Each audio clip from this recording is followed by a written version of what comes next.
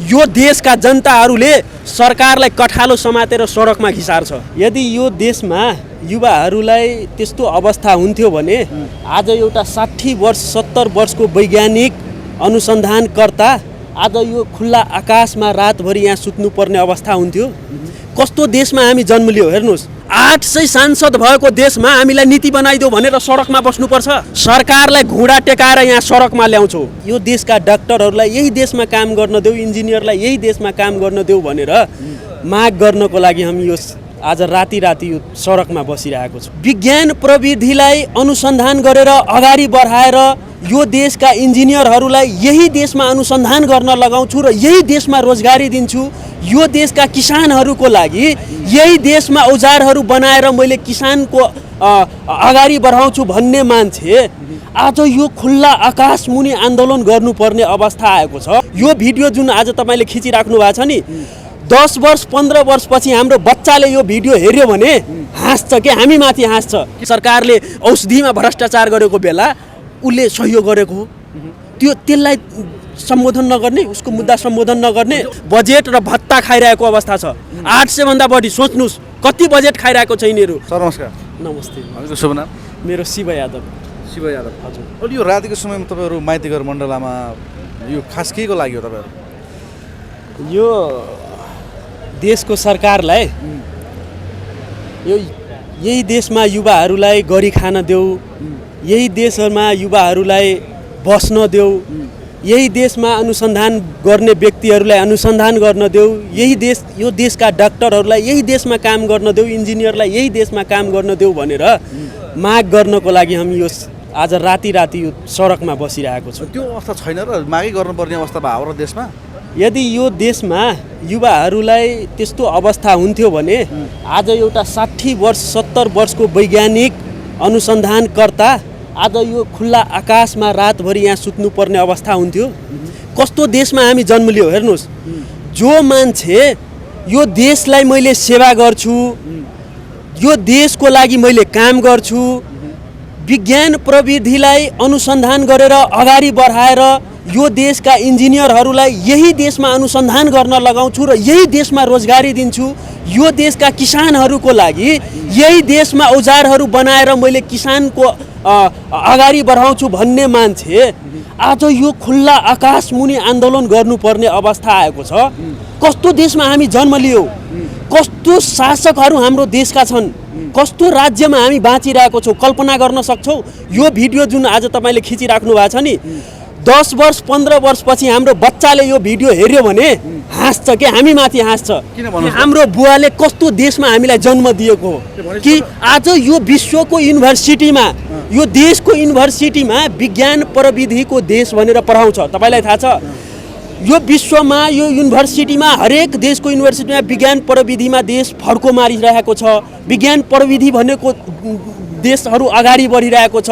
तर यो विज्ञान प्रविधिको क्षेत्रमा लगानी गरिदेऊ सरकार, काम गर्न देऊ सरकार, हामीलाई नीति बनाइदेऊ सरकार भनेर यो खुल्ला आकाशमा रातभरि मान्छेलाई आन्दोलन गर्नु परेको छ। सरकारले विज्ञान प्रविधिको युगमा चाहिँ भनौँ लगानी गर्न सकेका छैन। त्यसो भए तपाईँलाई थाहा छ अरू विश्वको देशहरू 10% देखि 12%, 13%, 14% सम्म लगानी विज्ञान प्रविधि र अनुसन्धानमा खर्च गरिरहेको छ। विश्वले अन्तरिक्षमा मान्छे पठाएर अनुसन्धान गरेर बस्ती बसाउने कुरा गरिरहेको छ, कल्पना गरिरहेको छ, मान्छे पठाइरहेको छ। तर हाम्रो देशमा घाँस बाँस कपास र शिक्षा स्वास्थ्यको लागि यो खुल्ला आकाश मुनि आन्दोलन गरिराख्नु भएको छ। हामीले कस्तो देशमा जन्मेका छौँ? कस्तो सरकारले त हामी विज्ञान प्रविधिको युगमा प्रवेश गरिसकेका छौँ भन्छ नि। फेरि कति % बजेट सरकारले यो विज्ञान प्रविधि युगमा प्रवेश गरिसक्दाखेरि तपाईँको यो टोटल बजेटको कति % बजेट यो विज्ञान प्रविधिको लागि छुट्याएको हो? त्यही आन्दोलन गरिरहेको छौँ हामी। मात्र हामी सरकारसँग 10% होइन, हामी महावीर पुञ्जीले के भन्नुभएको छ भने हामीलाई 1% बजेट मात्रै छुट्याऊ तिमी, यदि हामीले काम गर्न सक्दैनौ भने फेरि तिमी हाम्रो बजेट रोक्दिनु, त्यस्तो भनेको छ। कस्तो निर्लज हो यो सरकार, यो अयोग्य लडाकु, यो फल्ना, यो चिल्ना, यो कार्यकर्ता भर्ती गर्ने केन्द्रहरूमा बजेट पठाएर वेस्ट गरिरहेछ। तर एउटा विज्ञान प्रविधिमा यो देशलाई म अगाडि बढाउँछु, यहाँको इन्जिनियरहरूलाई यहीँ म रोजगार दिन्छु, मलाई पैसा सहयोग गरिदेऊ, मलाई सहयोग गर सरकार, मलाई अनुसन्धान केन्द्रको लागि बजेट देऊ भनेर यहाँ आन्दोलन गर्नुपर्ने, यो रातभरि यो 70 वर्ष 60 वर्षको एउटा वैज्ञानिकले यो रोडमा आएर सुत्नुपर्ने अवस्था छ। राज्य विज्ञान प्रविधिमा लगानी गर्न नचाहेको हो कि अथवा त्यो सम्भावना नदेखेर चाहिँ यो समस्या आएको, यहाँले के देख्नुहुन्छ?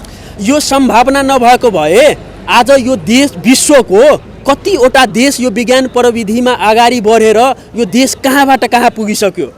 के हाम्रो देशमा यो यात्री मोटरसाइकलको एउटा कुरा गरौँ त, हामी 12 वर्षदेखि एउटा युवाले खुन पसिना बहाएर, खुन पसिना लगाएर आफ्नो अथक मेहनत प्रयासका साथ एउटा बाइक बनाइरहेको छ। सरकारले ती बाइकलाई अनुमति दिइरहेको छैन।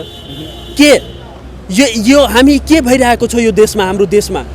के युवाहरू माथि सिप छैन भने यो कसरी बाइकको निर्माण गर्यो?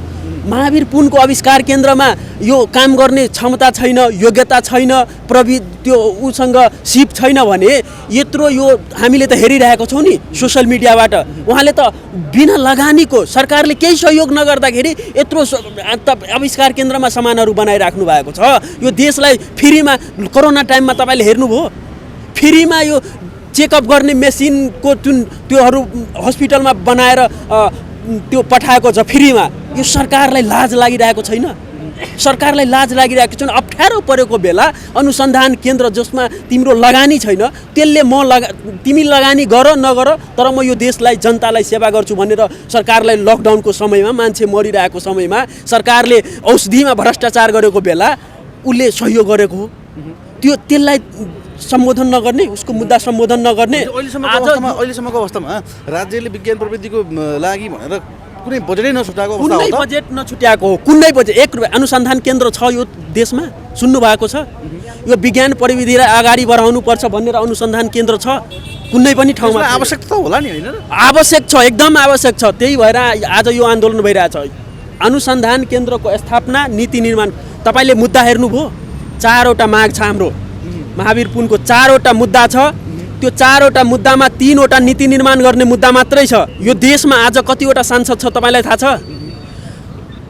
800वटा भन्दा बढी, मलाई ठ्याक्कै थाहा छैन, 800वटा प्रदेश लगाए 7वटा प्रदेश र यहाँको प्रतिनिधि सभा लगाएर 800वटा भन्दा बढी सांसदहरू नीति निर्माण गर्छु भनेर बजेट र भत्ता खाइरहेको अवस्था छ। 800 भन्दा बढी, सोच्नुहोस् कति बजेट खाइरहेको छ यिनीहरू। तर 800 सांसद भएको देशमा हामीलाई नीति बनाइदेऊ भनेर सडकमा बस्नुपर्छ। युवालाई, यहाँको वैज्ञानिकलाई, यहाँको डाक्टरलाई हामीलाई नीति चाहियो, हामीलाई नीति बनाइदेऊ, हामीलाई काम गर्नुपर्छ। यो 800 सांसदहरू के खाएर बसिरहेको छ? यो जनताको खुन पसिना बगाएर के खाएर बसिरहेको छ? के को लागि हामीले चुनाव जिताएको छौँ? उनीहरू नीति निर्माण गर्नको लागि होइन। यो देशलाई, दुःख परेको व्यक्तिलाई नीति निर्माण गरेर उहाँलाई सुविधा दिनको लागि, नीति निर्माण गर्नको लागि 800 सांसद बसेको होइन यो देशमा। यसरी सडकमा बसेर, सडकमा रातिको समयमा यसरी बसेर समस्याको समाधान होला त? त्यो देख्नुहुन्छ यहाँहरूले? हामीले सरकारलाई के भने, हामी सरकारसँग जाँदैनौँ। हेर्नुहोस्, यहाँको हाम्रो साथीहरूको के छ भने हामी सरकारलाई घुँडा टेकाएर यहाँ सडकमा ल्याउँछौँ। यदि सरकारले सरकार आउला यति सहजै तपाईँले देख्नुहुन्छ? तपाईँलाई थाहा छ श्रीलङ्कामा के भयो? के भयो? तपाईँलाई विश्वको इतिहास थाहा छ? डस्टबिन सन्दर्भमा कुरा गरौँ न, नेपालको सन्दर्भमा त्यो छ। विश्व जनता, सबैको, विश्वको जनता र नेपालको जनतामा केही फरक छैन। सरकारलाई, नेतालाई डस्टबिनमा फालेर सडकमा गुडाएको देख्नु भएको छैन?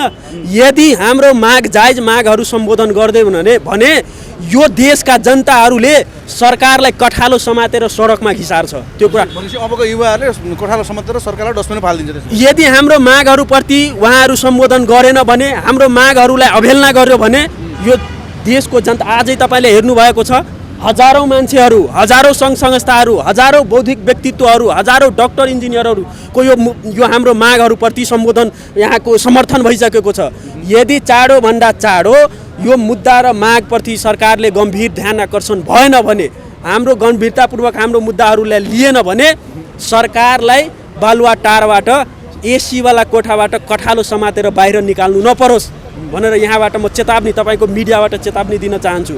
हाम्रो मुद्दा, हाम्रो यहाँ आन्दोलन गरेको ठाउँमा आएर सरकारको टोली पठाएर यहाँ वार्ता गरोस्। हामी सरकारसँग जाँदैनौँ, सरकारले सडकमा आउनु पर्यो। हामी आफ्नो घर बनाउनको लागि पैसा मागेको होइन सरकारसँग।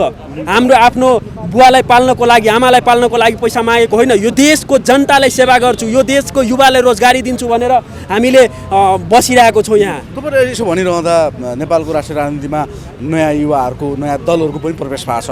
उहाँहरूबाट तपाईँहरूको मागहरूको सम्बोधन हुन सक्ने अवस्था छ कि छैन? उहाँहरूबाट आशा अपेक्षा यहाँहरूको के छ? हामीले आजबाट यो आन्दोलनको सुरु गरेको छौँ र आज तपाईँहरूको मिडियाबाट धेरै ठाउँमा यो प्रचार प्रसार हुन्छ र जुन व्यक्तिले यहाँ अहिले सांसद दलको राजनीतिमा नयाँ नयाँ दलहरू आउनुभएको छ, हामीलाई विश्वास छ उहाँहरूको यो मुद्दाप्रति उहाँहरूको साथ र सहयोग हुन्छ, साथ र सपोर्ट हुन्छ। किनभने यो मुद्दा जायज मुद्दा हो, यो देशको जनताको लागि मुद्दा हो, यो देशको युवाको लागि मुद्दा हो, यो देशलाई समृद्धि कसरी बनाउने त्यो मुद्दा हो भनेर विश्वास छ हामीलाई। उहाँहरूको पूर्ण रूपमा समर्थन हुन्छ। हस्, धन्यवाद। हस्, नमस्कार।